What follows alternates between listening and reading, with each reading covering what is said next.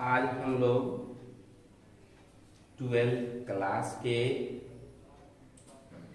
Metallurgical operation chapter का एक महत्वपूर्ण प्रश्न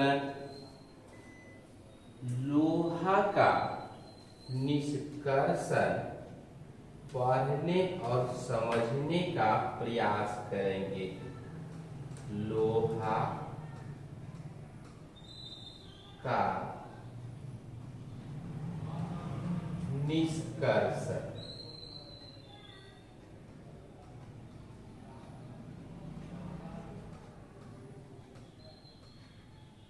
लोहा का निष्कर्षण। तो जैसा कि हम लोग जानते हैं कि लोहा का निष्कर्षण, लोहा का जो सबसे महत्वपूर्ण अयस्क है, लोहा का जो सबसे महत्वपूर्ण अयस्क है Fe2O3 into 2H2, इस अयस्क को हम लोग हेमेटाइट अयस्क कहते हैं और इसी हेमेटाइट अयस्क से लोहा का निष्कर्षण किया जाता है। और यह लोहा का निष्कर्षण जैसा कि आप देख रहे हैं, वात भट्ठी में, ब्लास्ट फर्नेस में लोहा का निष्कर्षण लोहे के सबसे महत्वपूर्ण अयस्क हेमेटाइट अयस्क से होता है। और यह किस प्रकार करते हैं, यह वात भट्ठी की रचना है। अब हम लोग आते हैं इसकी महत्वपूर्ण जानकारी और सूचना पर कि यह जो हमारा लोहा है, इसका निष्कर्षण हम करेंगे किस पर? लोहा के महत्वपूर्ण अयस्क हेमेटाइट अयस्क पर करेंगे।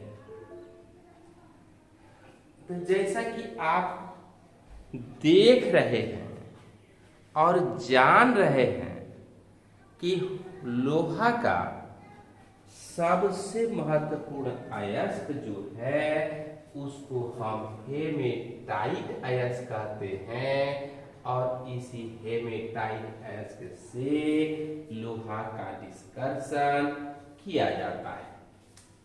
उसके बाद यह कैसे करते हैं, आपको जानना चाहिए कि हेमेटाइट अयस्क से लोहा का निष्कर्षण निम्न चरणों में किया जाता है। सबसे पहला चरण है निष्कर्षण का अयस्कों का सांद्रण करना। सबसे पहले हम लोग क्या करते हैं कि अयस्क का सांद्रण करते हैं, अर्थात लोहा का जो हेमेटाइट अयस्क है उसमें उपस्थित कंकड़ पत्थर, मिट्टी, कोयला जैसी बड़ी बड़ी अशुद्धियों को हाथ से चून करके अलग कर दिया जाता है, यथासंभव निकाल करके फेंक दिया जाता है। उसके बाद हम लोग क्या करते हैं, हाथ से चून करके फेंकने के बाद उसका हम लोग क्या करते हैं, क्रशर मशीन से पीस करके चूर्णित बना लेते हैं, आटा के समान बना लेते हैं। फिर उसका जो निष्कर्षण करते हैं किसके द्वारा? गुरुत्व पृथक्करण विधि के द्वारा। और गुरुत्व पृथक्करण विधि के बाद चुंबकीय पृथक्करण विधि के द्वारा निष्कर्षण करते हैं। अर्थात लोहा के चूर्णित अयस्क को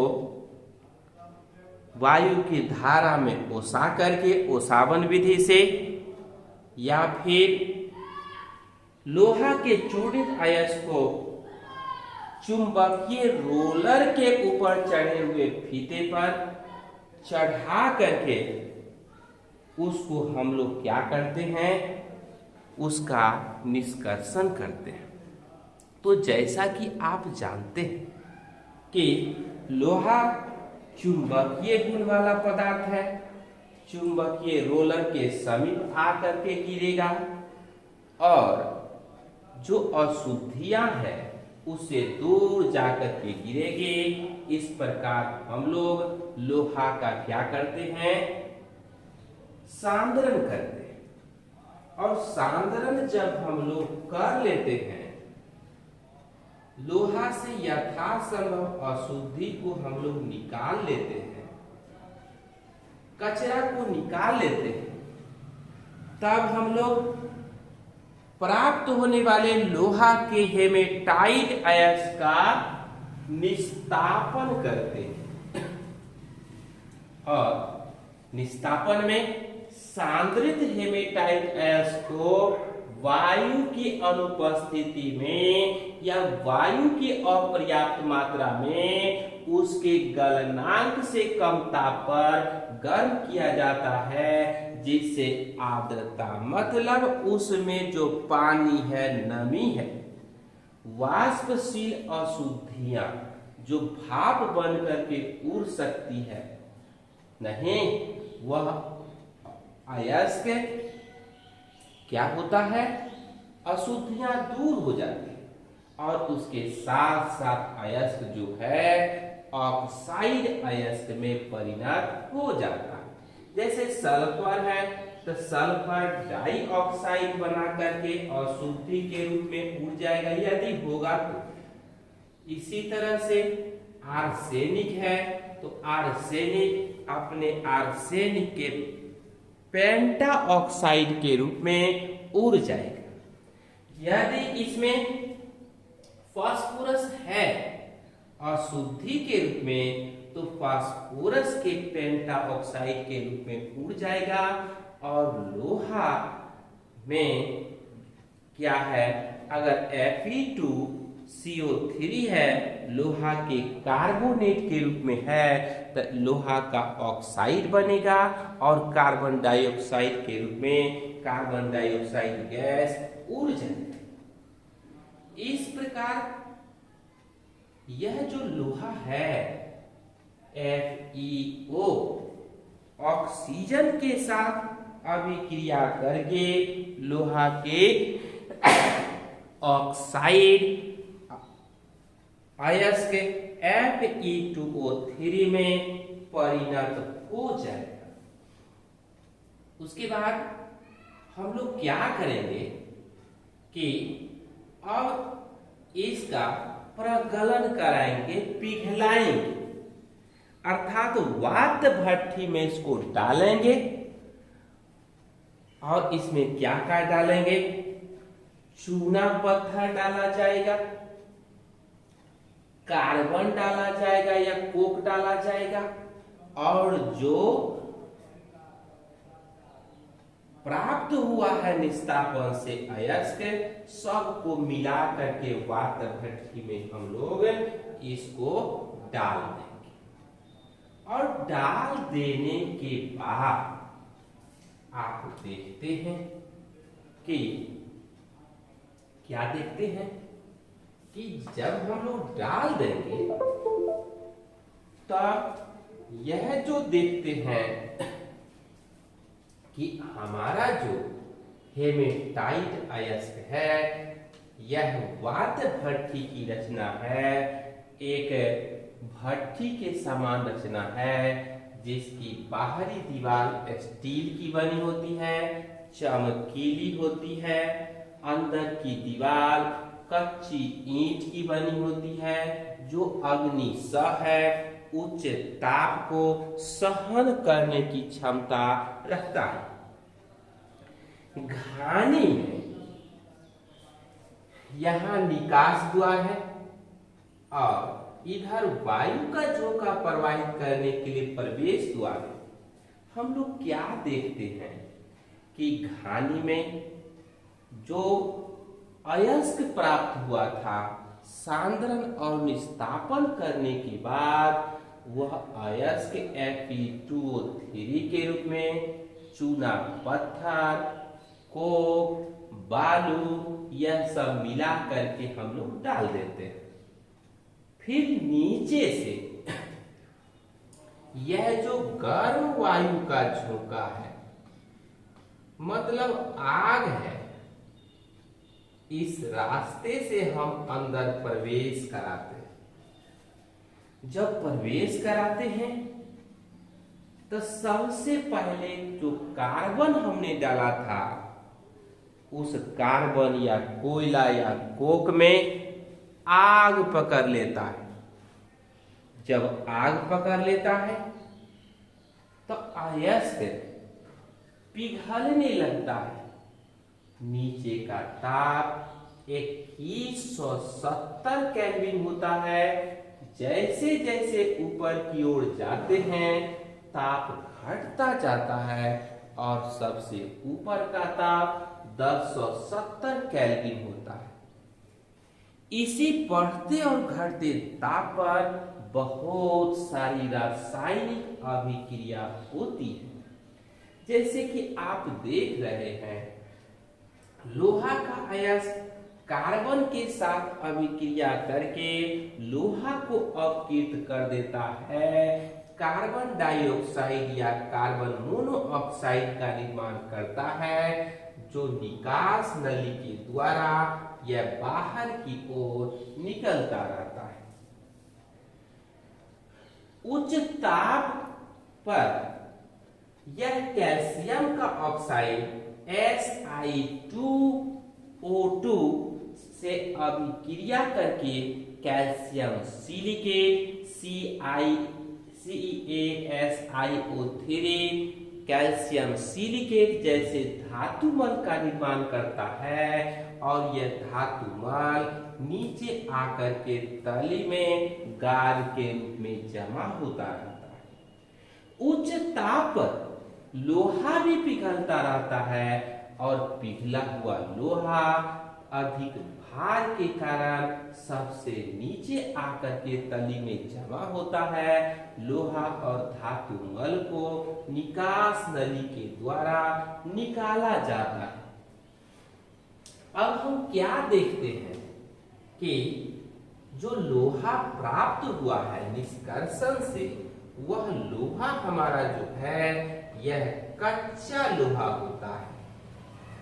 इस कच्चा लोहा में थोड़ी बहुत अशुद्धियां पाई जाती हैं, इसलिए इस कच्चे लोहे को पिग आयरन भी कहा जाता है।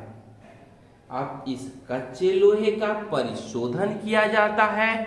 सबसे पहले इस कच्चे लोहे को हम लोग क्या करते हैं, परिशोधन में आप देख करके जान सकते हैं कि यह जो कच्चा लोहा है उच्च ताप देकर के पिघलाते हैं और उसको ढाल लेते हैं तो ढालवा लोहा कहलाता है।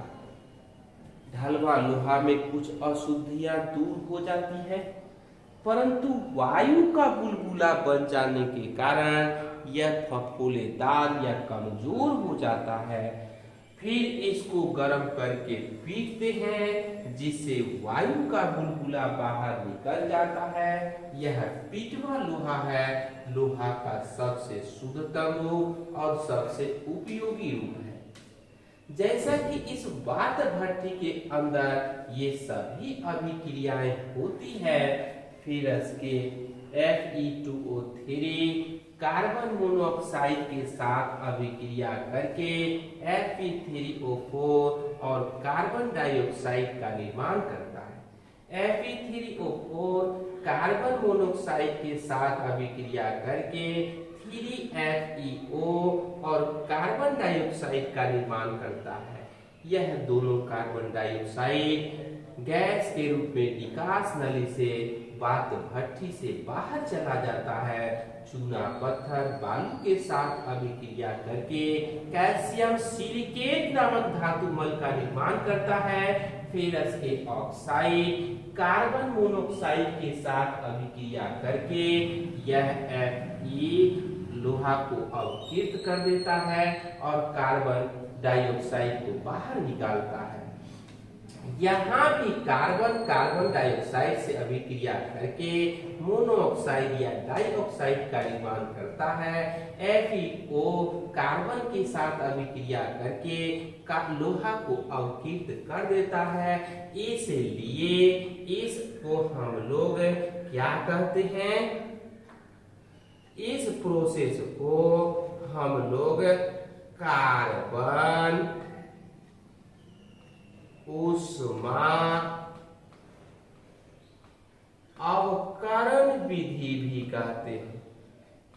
अवकरण विधि भी कहा जाता है, जैसा कि हम लोग पहले भी पढ़ चुके हैं। और जब लोहा प्राप्त हो गया, कौन लोहा? यहाँ पर आप देख रहे हैं यह लोहा प्राप्त हो गया, यहाँ पर यह लोहा प्राप्त हो गया और इस तरह से यह जो लोहा प्राप्त हो जाता है इसका हम लोग परिशोधन या शुद्धिकरण कर लेते हैं। इस तरह से आप देखते हैं, आप जानते हैं और समझते हैं। क्या समझते हैं? कि यह जो प्रोसेस है या व्यवस्था है किसके लिए है? यह प्रोसेस या व्यवस्था लोहा के निष्कर्षण के लिए। तो वात भट्ठी में हम लोग वात भट्ठी में अभी देख चुके हैं निष्कर्षण से कहां से? सांद्रण से प्राप्त होगा अयस्क, उसका निस्तापन करें और जो प्राप्त होगा Fe2O3 उसमें चूना पत्थर कार्बन कोक मिला करके उच्च ताप पर गर्म किया जाता है। जब उच्च ताप पर गर्म करते हैं तो कार्बन ऑक्सीजन के साथ अभिक्रिया करके कार्बन डाइऑक्साइड या कार्बन मोनोऑक्साइड बना करके निकालता है कैल्शियम कार्बोनेट। यह क्या करता है? कैल्शियम का ऑक्साइड और कैल्शियम कार्बन डाइऑक्साइड बनाता है। यह कैल्शियम का ऑक्साइड धातु मल का निर्माण करके वात भट्ठी के तली में गाद के रूप में बैठ जाता है। उसके बाद आप लोहा के अवकरण की बात करते हैं। उच्च ताप पर कार्बन या कोक के द्वारा लोहा अवकृत हो जाता है। यहाँ पर आप देख रहे हैं ये सारी अभिक्रियाएं हैं लोहा के अवकरण की। कैल्शियम सिलिकेट धातु मल के रूप में तली में जमा हो जाता है। लोहा पिघली हुई अवस्था में वात भट्ठी के तली में चला आता है, जिसको निकास नली के द्वारा बाहर कर लिया जाता है। तब हम बात करते हैं लोहा के परिशोधन की बात करते हैं। निष्कर्षण से प्राप्त होने वाला लोहा को कच्चा लोहा या पिग आयरन कहा जाता है। इसे पिघलाकर ढाल लेने पर जो लोहा प्राप्त होता है उसको ढालवा लोहा कहते हैं। ढालवा लोहा को पिघलाकर पीटने पर या रोलर जलाकर प्लेन करने पर जिस लोहा की प्राप्ति होती है उसको पीटवा लोहा कहते हैं, क्योंकि ढालवा लोहा में फफोला या वायु का बुलबुला होता है। पीटने पर या रोलर चला देने पर वह वायु का बुलबुला निकल जाता है। अधिक शुद्ध और अधिक मजबूत उपयोगी लोहा यही पीटवा लोहा कहलाता है। तो इस प्रकार हम लोग यहाँ पर लोहा के निष्कर्षण की बात पढ़े, मतलब लोहा के अयस्कों से लोहा का सांद्रित अयस्कों का निस्तापन करना और निस्तापन के बाद लोहा को वात भट्ठी में अवकृत करके निकालना और उसके बाद जो लोहा प्राप्त होता है उसको शुद्ध करके उपयोगी लोहा प्राप्त करने तक की जो संपूर्ण प्रक्रिया है उसको हम लोग लोहा का निष्कर्षण कहते हैं। और लोहा का निष्कर्षण हेमेटाइट अयस्क से किया जाता है।